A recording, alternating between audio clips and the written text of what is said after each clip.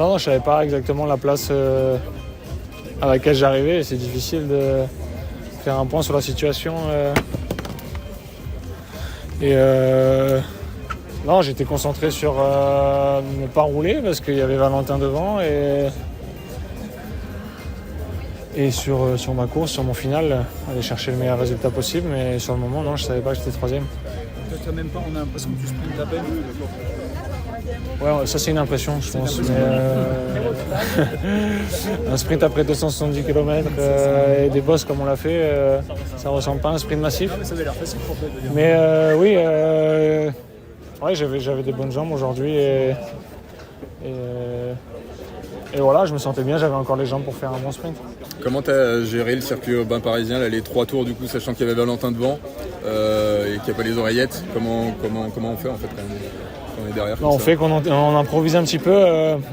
Je savais qu'il y avait Remco devant. Je me doutais que les gars allaient un peu se marquer, les gars comme Wout, comme Mathieu. Je savais que j'aurais eu du mal à les suivre à la pédale dans Montmartre. Donc voilà, on était un peu détachés au deuxième passage, détachés 2 derrière, avec Matteo. Et quand on est revenu sur eux sur le plat, j'ai dit à Matteo, en marron, on y va à 2. Et voilà, on revenait de l'arrière un peu, les deux ils se regardaient, ils ne voulaient pas rouler ensemble. Et ça a fonctionné. On est revenu sur un groupe qui était en chasse-patate. Et voilà, on a roulé. Moi, j'ai pas trop roulé non plus parce que voilà, je savais qu'il y avait Valentin, mais j'entretenais. On ne sait jamais comment Valentin se sent, en sachant qu'il y a Remco. Et arrivé au dernier passage de Montmartre, ils m'ont dit de plus rouler du tout. Donc je me doutais que Valentin allait jouer une médaille ou quelque chose. Mais savoir exactement laquelle, je ne savais pas. Donc j'ai vu qu'on n'avait pas repris Remco encore. Donc voilà, on improvise, on fait un peu au feeling, mais c'est des choses que j'aime bien personnellement, courir comme ça. Et voilà, pour l'équipe de France, ça leur sauve aussi. C'est quoi, c'est en voyant Valentin là, sur la ligne que tu as compris que c'était... Ouais, en passant la ligne, que j'ai vu Valentin heureux dans ses yeux, j'ai vu que... Enfin, j'ai vu que quand on est heureux comme ça, c'est qu'on a fait une médaille. J'ai vu que voilà, je me doutais que c'était pas la médaille d'or parce que j'avais pas vu Remco. Et voilà, quand il m'a dit ça, j'étais encore plus heureux. On ne pouvait pas espérer beaucoup mieux aujourd'hui. Remco était le plus fort et il l'a montré. On pouvait pas gagner, donc on a fait la meilleure course qu'on pouvait. C'est de la bouche de Valentin que tu as appris ta médaille à toi. Ouais, et Remco. Ouais. Parce qu'il m'a dit tu fais 3, j'ai dit ben je sais pas, il m'a dit oui, et Remco aussi a dit oui. Donc voilà, c'était la bonne surprise. En tout cas, c'est un rôle dans lequel Thomas, il t'aime bien, il t'avait déjà utilisé comme ça à Wollongong, ça avait bien marché. Ouais. Tu te plais dans ce rôle-là un peu? Ouais, je sais pas, mais voilà, il a pris des coureurs qui savent à peu près courir ensemble. On se connaît très bien, on sait ce qu'on doit faire.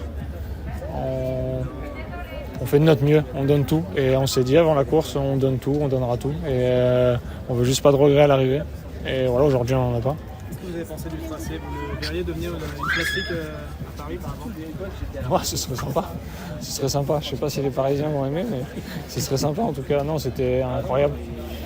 Le monde, le public, dans Montmartre, le bruit, voilà, c'est quelque chose qui est difficile à décrire. On est presque content quand on arrive à la descente et qu'il y a moins de bruit. Ça fait presque mal aux oreilles. Et voilà, c'est des souvenirs qui resteront gravés pour la vie. Ça représente quoi une médaille olympique? Ça représente quoi? C'est au-dessus de tout. Ouais, c'est le Graal. C'est le Graal, pour être honnête, avant d'arriver dans le milieu olympique et tout ça.